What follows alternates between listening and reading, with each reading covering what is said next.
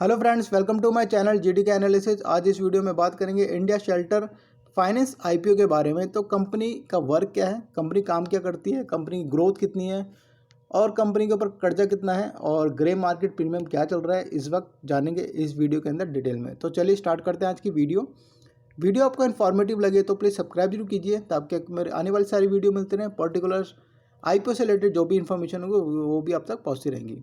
आप मेरे WhatsApp channel को भी ज्वाइन कर सकते हैं, उसका लिंक आपको मिल जाएगा डिस्क्रिप्शन बॉक्स के अंदर। तो यहाँ पर मैं आपको बताना चाहूँगा कंपनी का वर्क। तो कंपनी का नाम आप देख लीजिए, इंडिया शेल्टर फाइनेंस, इसका आईपीओ आ रहा है और इसका जो बिजनेस है अफोर्डेबल हाउसिंग फाइनेंस। तो कंपनी का जो बिजनेस है वो हाउसिंग लोन से रिलेटेड इनका बिजनेस है। अब मैं आगे बताता हूँ इसके बारे में। यहाँ पे देखिए इंपॉर्टेंट डेट आप नोट कर लीजिए। 13 दिसंबर की ओपनिंग है और क्लोजिंग है 15 दिसंबर की। आईपीओ का साइज देखिए 1200 करोड़ का है और फ्रेश इशू है 800 करोड़ का। और ऑफर फॉर सेल का मतलब है कि कंपनी के जो प्रमोटर हैं वो अपने स्टॉक को सेल कर रहे हैं, तो उनका जो है 400 करोड़ का है। फेस वैल्यू है 10 रुपये की। अब यहाँ पे देखिए आईपीओ का प्राइस बैंड जो रखा है 469 रुपये से 493 रुपये रखा है। पर जब भी आप आईपीओ लगाते हैं तो उसमें हमेशा कट ऑफ पे ही क्लिक कीजिए। आईपीओ की जो लिस्टिंग हो रही है एनएससी बीएससी दोनों जगह हो रही है और रिटेल में जनरली जो होता है 35% का ही है, क्यूआईबी 50% और एनआईआई 15%। जैसे कि मैंने आपको बताया था कि प्रमोटर अपनी होल्डिंग को थोड़ा कम कर रहे हैं, तो यहाँ पर 56.75% की होल्डिंग है करंट।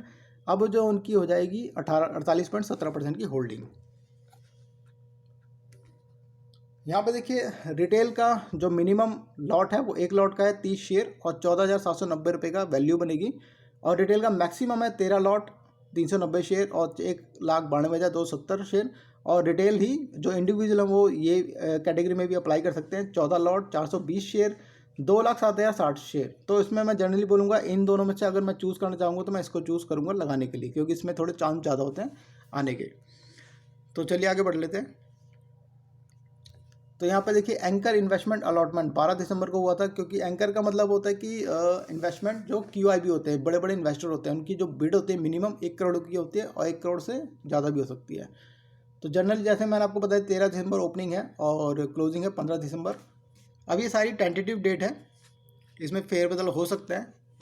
अलॉटमेंट को लेकर के यहाँ पे इसकी लिस्टिंग को लेकर के थोड़े चेंजेस आ सकते हैं, बट 99% जो फिक्स हो जाती है डेट है वो यही रहती है। तो ये डेट है देखिए, बेसिस ऑफ अलॉटमेंट होगी 18 दिसंबर।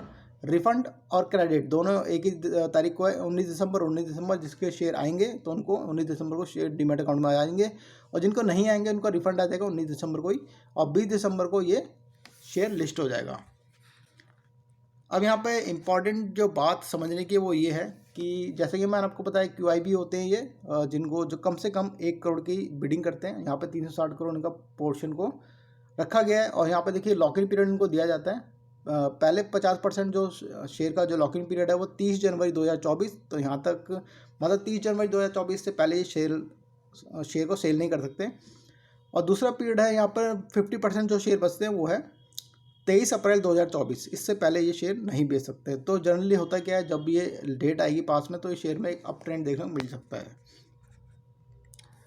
अब यहाँ पे देखिए कंपनी की जो पीई है, पीई काफ़ी ज़्यादा अच्छी है, 27% के आसपास, 28% के आसपास। और रिटर्न ऑन इक्विटी ये सबसे ज़्यादा इंपॉर्टेंट है और ये सबसे ज़्यादा अच्छी है इनकी 13.40%, मतलब अबव द एवरेज है। एक बहुत अच्छा नहीं कहेंगे पर ख़राब नहीं कहेंगे, एक अच्छा कह सकते हैं इसको। मार्केट कैप है 5,270 करोड़ की, तो मार्केट कैप काफ़ी बड़ा है इस कंपनी का। अब मैं आपको बताता हूँ इम्पॉर्टेंट जो हम एनालिस करना चाहते हैं। तो यहाँ पे देखिए 2021 में इनका एसेट था 2,462 करोड़, अब हो गया इनका 2023 में 4,758 करोड़ का।